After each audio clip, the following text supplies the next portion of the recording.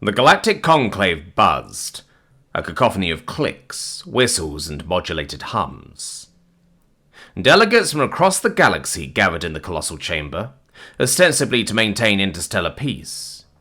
In reality, it was a theatre of posturing and thinly veiled threats.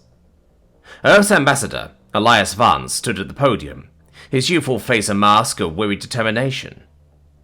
He thinks of Elysium, the vibrant, hopeful colony world. It was part of the disputed territory, a system both Earth and the Krill hegemony claimed, tensions simmering for decades. He pictures the double sunset painting the alien landscape in hues of orange and violet. He remembers the message he had received from his sister just weeks before, full of excitement about a new species of bioluminescent fungi she had discovered in the twilight of the double sunset. He had promised her he would visit soon, to see the alien beauty for himself. "For cycles we have petitioned this body," Vance's voice echoed. "The Krill hegemony has engaged in acts of aggression against Earth's colonies, specifically regarding Elysium, a world within the contested zone. We have presented evidence of unprovoked attacks, violations of established trade routes, and a blatant disregard for interstellar law." A ripple of murmurs spread through the assembly. The Krill were notorious bullies, their expansionist ambitions matched only by their arrogance. Earth, by contrast, was a relative newcomer, a species known primarily for its trading outposts scattered along the galactic rim and its ubiquitous scientists. Human researchers could be found on nearly every world, delving into every conceivable field of study. They charted asteroid fields with unparalleled precision, deciphered the complex languages of sentient gas clouds, and even attempted to unravel the mysteries of dark matter. And, perhaps most notably, they possessed an unparalleled understanding of stellar dynamics, a field most other species considered too theoretical to be of practical value.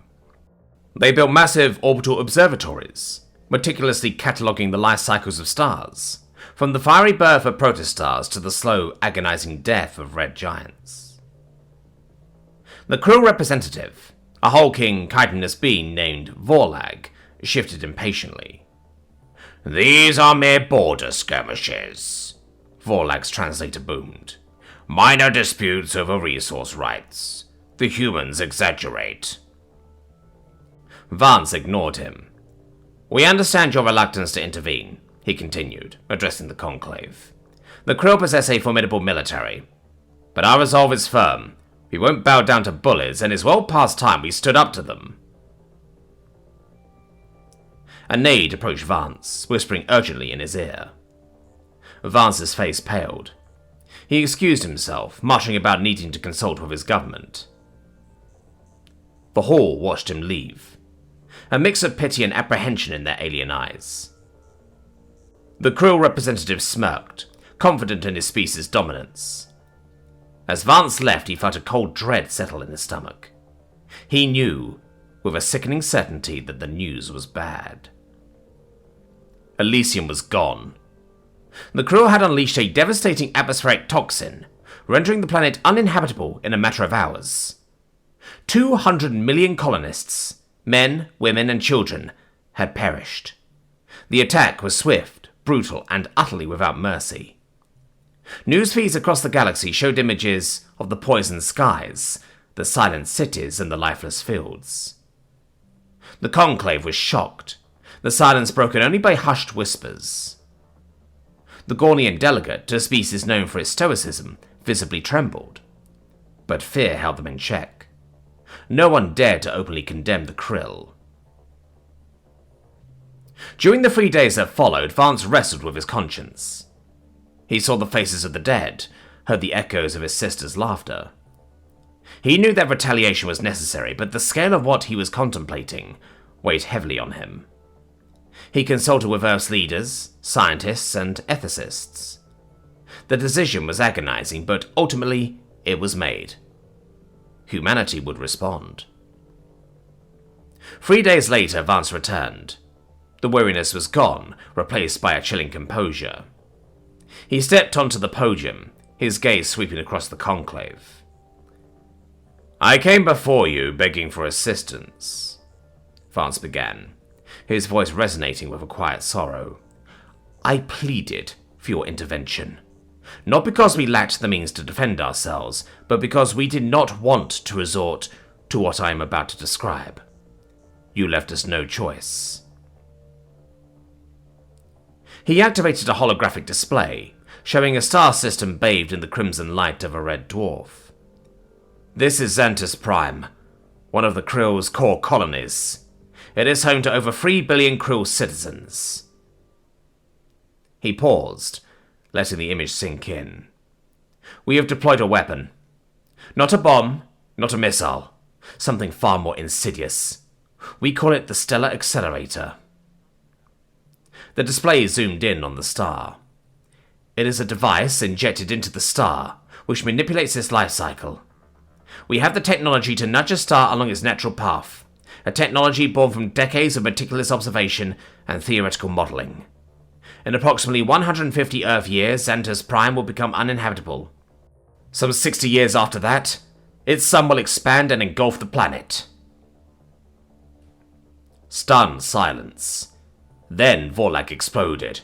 You dare threaten the hegemony? He roared, his chitinous claws flexing. A flicker of fear passed across his face, quickly masked by rage. This is an act of war! We will crush you! We will... Vance cut him off. We are not threatening the hegemony. We are responding to the murder of 200 million humans. And while your military is far larger than ours, we struggle for a way to avenge our dead and still maintain our compassion, our mercy, our humanity. Moving that many people off of that planet will be a monumental task, even for an empire as large as yours. Vorlak recalled slightly, a visible tremor running through his exoskeleton. He knew the rumors about the human obsession with stars, but he had dismissed them as eccentricities. Now he realized the terrifying truth. They had weaponized their knowledge. Vance continued. Should you decide to continue hostilities, you should be aware that we have many of these devices, and we can set the timing on it to a much more aggressive timetable, one that would cost you billions of lives. The killing can end today. It's up to you. Vance met Vorlak's enraged gaze, a hint of sadness in his eyes. This is the grace of humanity. We do not seek annihilation. We seek only to be left in peace. But if you threaten our existence, we will ensure that you face consequences that will change the course of your civilization. Consider this a warning. Vance deactivated the display and stepped away from the podium, leaving the conclave in stunned silence. Vorlak stared after him, his body trembling, a chilling realization dawning on him. The humans were not afraid to use their knowledge to inflict a slow, agonizing wound. In the cycles that followed, the Galactic Conclave became surprisingly receptive to Earth's requests for assistance. The Krill, facing the daunting prospect of relocating billions of citizens, found their expansionist ambitions curtailed. Humanity's actions, while controversial, sparked a galaxy-wide debate about the ethics of retaliation and the limits of acceptable warfare. Some hailed them as saviors, others condemned them as monsters. But no one could deny that Earth had fundamentally altered the balance of power in the galaxy.